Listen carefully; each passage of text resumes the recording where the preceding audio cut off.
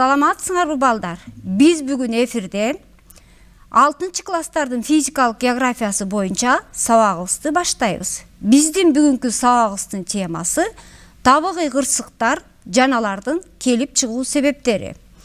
Биздин бүгүнкү сабактын максаттары табигый кырсыктар, алардын түрлөрү жана табигый кырсыктардын келип чыгыш себептери жөнүндө маалымат аласыңар. Табигый кырсыктар болуучу аймактарды картадан таап, карта менен өз алдынча иштөөнү үйрөнөсүңөр. Анда эмесе балдар, өзүңөрдүн жаныңарга калем сабыңарды жана дептериңерди алып, керектүү маалыматтарды жазып олтуругула. Ошондой эле картадан керектүү жерлерди таап, иштөөнү унутпагыла. Табигый кырсык деген эмне? Табигый кырсык бул капысынан болуп, адам баласынын аракетине баш ийбеген табияттын аламат кубулуштары. Табигый кырсыктын түрлөрү көп.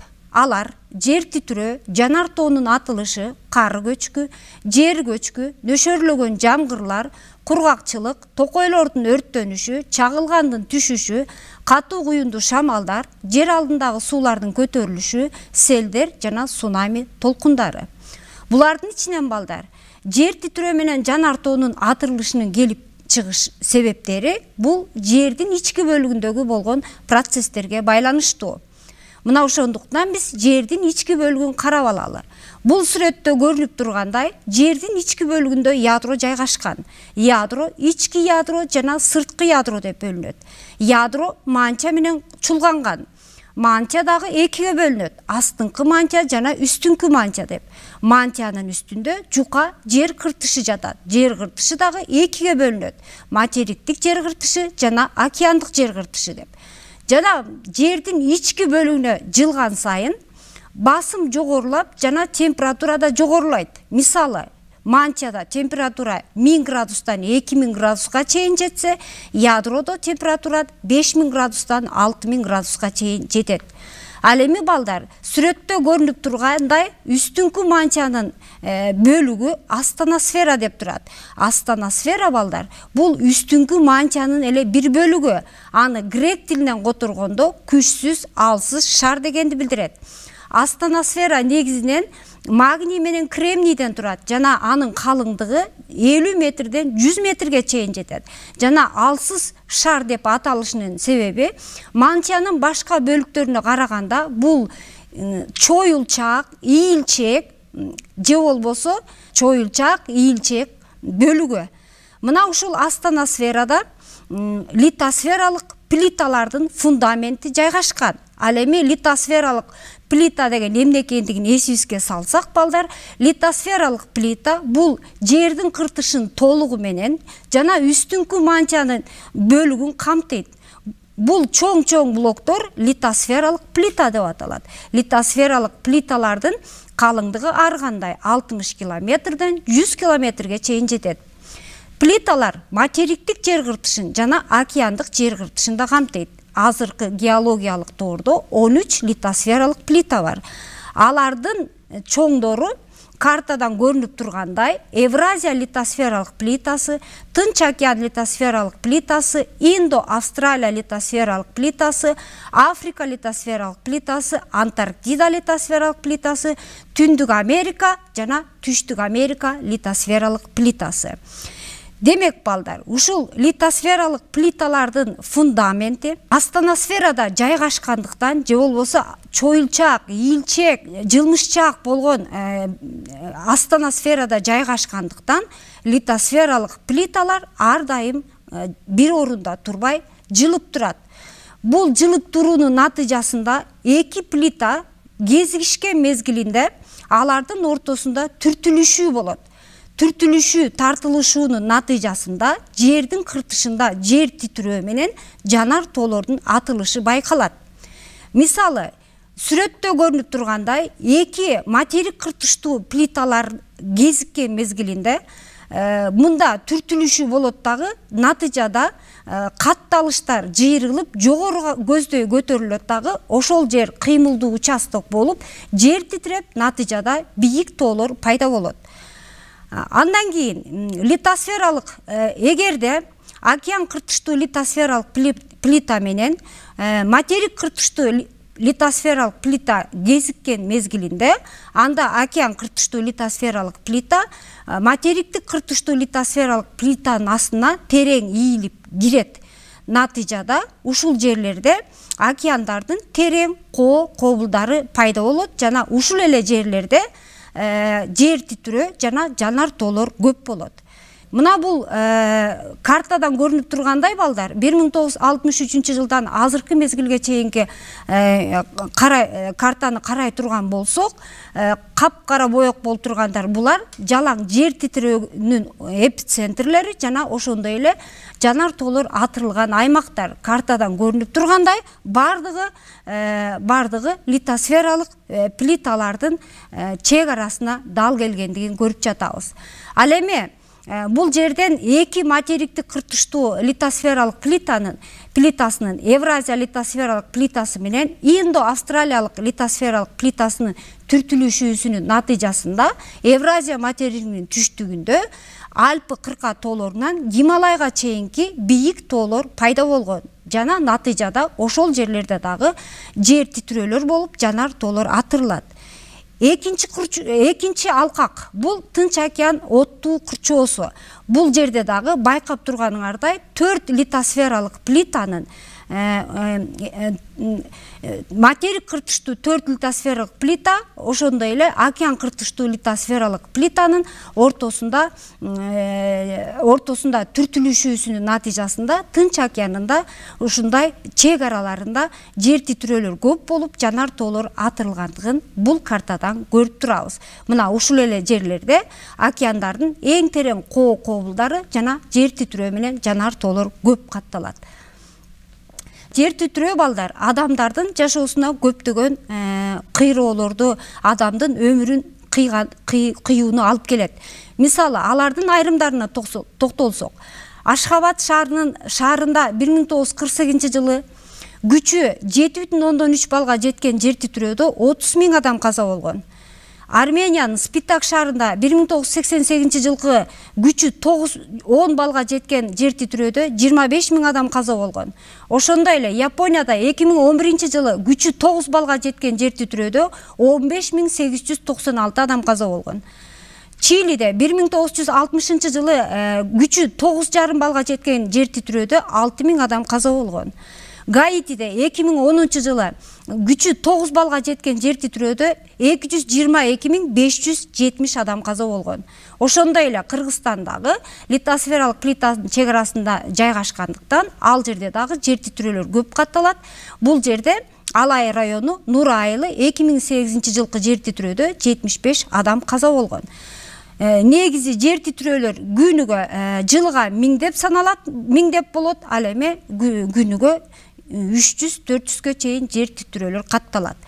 Мына бул болгон жер титирөөлөрдү кайра эле жер титирөөнүн эпицентрлеринен карай турган болсок, Ашхабаддагы болгон жер титирөө, Армениядагы болгон жер титирөө, Япониядагы болгон жер титирөө, Чилидеги болгон жер титирөө, Гаитидеги, Кыргызстандагы болгон жер титирөөлөр бул картадан карай турган болсок, бардыгы литосфералык плиталардын чек араларында болгондугун көрүп жатабыз. Эми балдар силерге текшерүүчү тест, кыскача тест. Литосфералык плиталардын кыймылынан кайсы табыгый кырсыктар болот? А.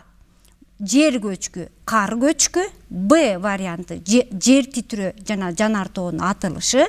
В варианты токойлордун өрттөнүшү. Г варианты бороондуу шамалдар. Анда бесе өзүбүздү текшерип алалы. Литосфералык плиталардын кыймылынын натыйжасында жер титирөө менен жанар тоонун атылышы болот. Жанар тоо атырылгандан кийин балдар көбүнчө конус формасындагы тоо пайда болот. Жанар тоо атырылганда кара түтүндөрдүн чыгышы, ошондой эле оттуу чоктордун чыгышы бул болсо, жердин ички бөлүгүндө температуранын жогору экендигинин далили. Ошондой эле жанар тоо атырылганда дагы адамдарга көптөгөн кырсыктарды алып келет. Мисалы, анын бирине токтолсок, Евразия материгинин түштүгүндө Индонезия аралдарындагы Кракатау вулканынын атылышы. Кракатау вулканы 1883 жылы атылган мезгилинде бир эле учурда жанар тоо атырылып, жана жер да титреген, 9 балга жеткен жер титрөө да болгон. Ошондой эле бийиктиги 42 метрге чейин жеткен цунами толкундары пайда болгон. Бул жанар тоонун атырылышынан 40 миң адам каза болгон. Бул жанар тоонун атырылышын байкасаңар, жер титреп, цунами толкундары да пайда болуп атат. Демек, кээде жанар тоо атырылганда жер титиреши мүмкүн. Ошондой эле жанар тоо жер титреген мезгилде жанар тоолордун дагы атылышы мүмкүн. Ушул Индонезиядагы Кракатау вулканынын атырылышын Экинчи дүйнөлүк согуш мезгилинде Японияга ташталган, Нагасаки шаарына ташталган атом бомбасынын күчү менен окумуштуулар теңештиришет. Бул болсо Парикути вулкандар. Андайын бул жерден биз көрүп тургандай балдар, бул цунами толкундары. Биз жогоруда айттык, цунами толкундары дагы кээде жер титреген мезгилде жана жанар тоо атырылган мезгилде дагы цунами толкундары пайда болушу мүмкүн. Бул толкун кантип пайда болот? Бул пайда болгондо океан суусу жээктен 1 минутадан 15 минутага чейин тартылат. Суу канчалык жээктен алыс тартылса, ошончолук бийик цунами толкундарын күтүүгө болот. Цунами толкундары дагы адамдын өмүрүнө көптөгөн кырсыктарды алып келет. Курулуштар талкаланат, адамдын өмүрлөрү кыйылат. Ошондой эле кийинки табигый кырсык бул жер көчкү. Жер көчкү балдар, бул оортук күчтүн таасиринен тоонун капталы менен тоо тектеринин жылышы. Көбүнчө тоо капталдарында, тоолуу аймактарда, борпоң тоо тектеринен турган тоо капталдарында болот дагы. Жаз мезгилинде тоңдун тез эришинен, ошондой эле атмосфералык жаан-чачындардын көп түшүшүнөн дагы жер көчүшү мүмкүн. Бул дагы көптөгөн кырсыктарды алып келет. Кар көчкү дагы тоо капталдарынан кардын, тоо тектердин төмөн көздөй жылмышып түшүшү. Кар көчкү дагы көбүнчө тоолуу аймактарда болот. Кар көчкү адатта кыш, жаз мезгилинде кардын массасы кышында кар көп жааган мезгилинде тоонун капталында кармана албай калган массасы жогорулап кармана албай калган кезинде тоонун этегин көздөй жылып түшөт. Бул жер көчкү дагы жана кар көчкү дагы экөө тең, кээде жер титрегенде, ошондой эле жанар тоо атырылган мезгилде да болушу мүмкүн. Андан кийинки калган табигый кырсыктар, мисалы нөшөрлөгөн жамгырлардын болушу, кургакчылыктардын болушу, ошондой эле токойлордун өрттөнүшү, булардын бардыгы климаттагы өзгөрүүлөр менен байланыштуу. Биз билебиз балдар, жылдан жылга абанын температурасы жогорулап атат. Акыркы 130 жылдын ичинде температура 1 градуска чейин жогорулаган. Натыйжада абада кармалган газдардын тең салмактуулугу жоголуп, парник газдары көбөйүп жатат. Парник газдары деген кайсылар? Парник газдары булар көмүр кычкыл газы, метан, азот кычкылы. Булардын бардыгы абанын температурасынын жогорулашына, абанын жылууланышына алып келип жатат дагы, натыйжада токойлордун өрттөнүшүнө алып келип жатат. Бул сүрөттөрдө көрүлүп тургандай, Австралиядагы 2019 жылы июнь айында башталган токойлордун өрттөнүшү, ошондой эле Амазонка токойлору. Биз билебиз балдар, Амазонка токойлору бул дүйнөдөгү эң чоң токой аянттары. Мунун дагы өрттөнүшү 2019 жылдын июнь айларында башталды болгон. Андан кийин Россия Федерациясында дагы Сибирдин аймагындагы токойлордун өрттөнүшү дагы бул климаттагы өзгөрүүлөр менен, кургак жана ысык болушу менен натыйжада токой өрттөнүп, зор аянттар өрттөнүп жок болду. Мунун натыйжасында токойлордун өрттөнүшү менен кайра эле абага көмүр кычкыл газы жана башка метан, азот газдары көтөрүлүп, климаттын жылууланышына шарт түзүп жатат. Ошондой эле балдар, абада жылдан жылга жылуулануунун натыйжасында уюлдагы муз мөңгүлөр, муздар, ошондой эле тоонун чокуларындагы муздардын эриши дагы мен айтар элем, бул дагы табигый кырсык деп. Анткени муздардын эриши менен океандын суусунун деңгээли жылдан жылга көтөрүлүп жатат. Ал эми океандын суусунун деңгээли көтөрүлсө, материктин жээк жактары суунун астында калат. Ошондой эле көптөгөн аралдык кичинекей мамлекеттер суунун астында калып, адамзаттын алдында көп коркунучтарды алып келиши мүмкүн. Ошону менен балдар, биз бүгүн силер менен табигый кырсыктар жөнүндө түшүнүк алдык. Силерге берилүүчү тапшырма табигый кырсыктар деген эмне, анын кандай түрлөрү бар экенин дептериңерге жазып алгыла. Ошондой эле табигый кырсыктардын болушу кайсы процесстер менен байланыштуу экендигин эсиңерге салып, ал жөнүндө дагы дептерге жазгыла. Контур картага болсо, аракеттеги жана өчкөн жанартоолорду таап түшүргүлө. Аракеттеги жанартоолорду кызыл жылдыз менен, өчкөн жанартоолорду кара жылдыз менен белгилегиле. Ал эми аба ырайына байкоо жүргүзүүчү дептериңердин акыркы графасына жаратылышта болуп жаткан табигый кырсыктарды жазып түшүргүлө. Ошону менен балдар, биз бүгүн 6 класстардын физикалык географиясы боюнча сабагыбызды аяктадык. Эмки көрүшкөнгө чейин сак саламатта болгула.